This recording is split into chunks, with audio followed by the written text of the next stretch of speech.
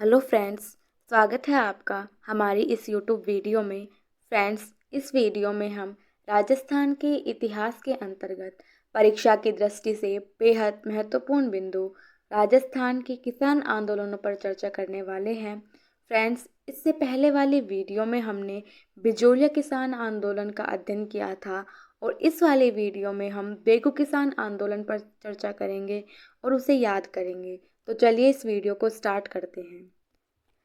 सबसे पहले हम देखते हैं कि बेगू किसान आंदोलन कब से लेकर कब तक चला। तो बेगू किसान आंदोलन 1921 से 1925 तक चला। 1921 से 1925 तक चला। 1921 में यह शुरू हुआ और 1925 में यह समाप्त हो गया। बेगू वर्तमान में चित्तौड़गढ़ में स्थित है। बेगू कहाँ स्थित है? चित्तौड़गढ़ में। इसकी श्रेणी, मेवाड़ में यह प्रथम श्रेणी का ठिकाना था।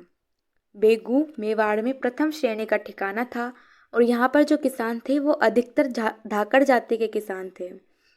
बिजोलिया में भी धाकड़ जाति के किसान थे और वो भी मेवाड़ में प्रथम श्रेणी का ठिकाना था और बेगू भी प्रथम श्रेणी का ही ठिकाना था और यहाँ भी जो किसान थे वो धाकड़ जाति के ही किसान थे। अब किसानों ने जो आंदोलन किए उनके पीछे क्या क्या कारण रहे? किसानों से बेगार ली जाती थी, लाटा कुंता जैसी प्रथा थी, भू राजस्व की दरें अधिक थी।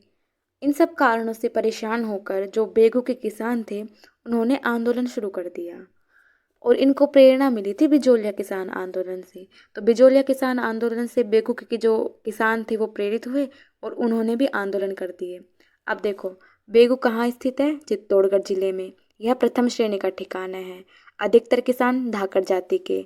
और कारण क्या था?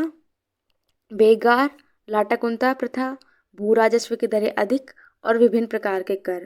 प्रेरित कहाँ से हुए थे? बिजोलिया किसान आंदोलन से। अब नेक्स्ट हम बात करते हैं कि इस आंदोलन का नेतृत्व किसने किया था। तो बेगू किसान आंदोलन का नेतृत्व राम नारायण चौधरी ने किया था। किसने किया था? राम नारायण चौधरी ने। और महिलाओं का नेतृत्व अंजना चौधरी ने किया था। अंजना चौधरी कौन थी? राम नारायण चौधरी की पत्नी। तो महिलाओं का नेतृत्व किसने किया? अंजना चौधरी ने। उस समय मेवाड़ के महाराणा कौन थे? जब यह आंदोलन शुरू हुआ तो उस समय मेवाड़ के महाराणा थे फतेह सिंह जी। और बेगू के जागीरदार कौन थे? अनूप सिंह जी थे, वो बेगू के जागीरदार थे। तो देखिए, नेतृत्वकर्ता कौन थे? राम नारायण चौधरी। महिलाओं का नेतृत्व किसने किया? अंजना चौधरी ने। जब आंदोलन शुरू हुआ तो कौन थे महाराणा मेवाड़ के? महाराणा फतेह सिंह जी थे। और जागीरदार कौन थे? अनूप सिंह। तो अनूप सिंह कौन थे? बेगू के जागीरदार थे जब आंदोलन शुरू हुआ। तो इस आंदोलन की शुरुआत कहाँ से हुई? इस आंदोलन की शुरुआत भैरवकुंड मेनाल भीलवाड़ा से हुई थी। कहाँ से? भैरवकुंड मेनाल भीलवाड़ा से बेगू किसान आंदोलन की शुरुआत हुई थी। और कब हुई थी? 1921 में। 1921 में मेनाल भीलवाड़ा के भैरवकुंड नामक स्थान पर बेगू के किसानों ने आंदोलन करने हेतु विजय सिंह पथिक को नेतृत्व करने के लिए कहा। पथिक ने राजस्थान लोक सेवा संघ के सचिव राम नारायण चौधरी को इसका नेतृत्व सौंप दिया। तो 1921 में भैरवकुंड में जब किसान इकट्ठा हुए तो उन्होंने विजय सिंह पथिक से आग्रह किया कि आप इस आंदोलन का नेतृत्व कर लो। लेकिन जो विजय सिंह पथिक थे उन्होंने इस आंदोलन का नेतृत्व राम नारायण चौधरी को सौंप दिया। तो राम नारायण चौधरी को किसने कहा था बेगू किसान आंदोलन का नेतृत्व करने के लिए? तो विजय सिंह पथिक ने। एक बार फिर से देख लेते हैं कि इस आंदोलन की शुरुआत कहाँ से हुई? मेनाल भीलवाड़ा से। भैरवकुंड गांव था। 1921 में स्टार्ट हुआ और भैरवकुंड में यहाँ जब किसान इकट्ठा हुए तो उन्होंने विजय सिंह पथिक से नेतृत्व करने के लिए कहा और उन्होंने राम नारायण चौधरी को उसका नेतृत्व सौंप दिया था। अब नेक्स्ट हम बात करेंगे बोल सेविक समझौते की।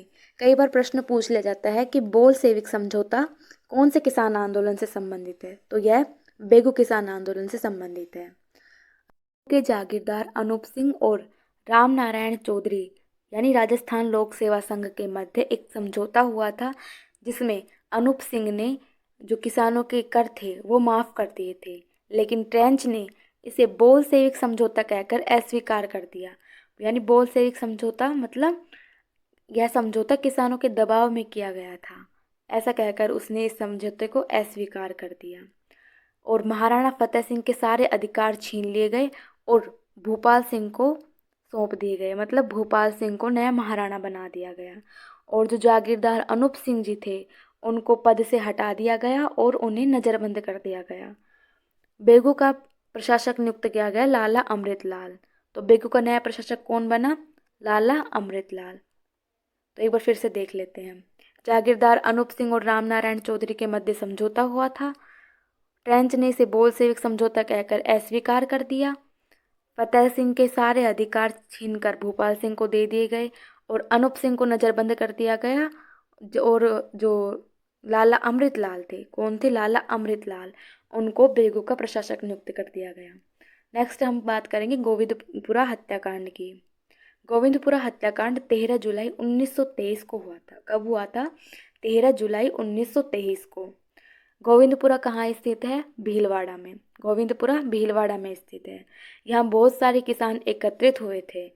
ट्रेंच ने यहाँ एकत्रित किसानों पर गोलियां चलाने का आदेश दे दिया था, जिसमें रूपाजी और कृपाजी धाकड़ शहीद हो गए थे। कौन शहीद हुए थे?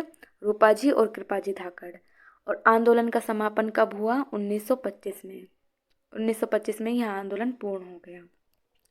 तो गोविंदपुरा हत्याकांड 13 जुलाई 1923 को। गोविंदपुरा कहाँ स्थित है? भीलवाड़ा में। यहाँ पर बहुत सारे किसान इकट्ठा हुए। ट्रेंच ने किसानों पर गोलियां चलाने के आदेश दिए और उसमें शहीद कौन हुए? शहीद हुए थे रूपाजी और कृपाजी धाकड़। रूपाजी और कृपाजी धाकड़ कौन से किसान आंदोलन में शहीद हुए थे? बेगू किसान आंदोलन में। कौन से में? बेगू किसान आंदोलन में। और इस आंदोलन का समापन 1925 में हो गया था। 1925 में यह आंदोलन समाप्त हो गया था। अगर आपको वीडियो पसंद आई हो तो वीडियो को लाइक, शेयर, सब्सक्राइब जरूर करें। धन्यवाद।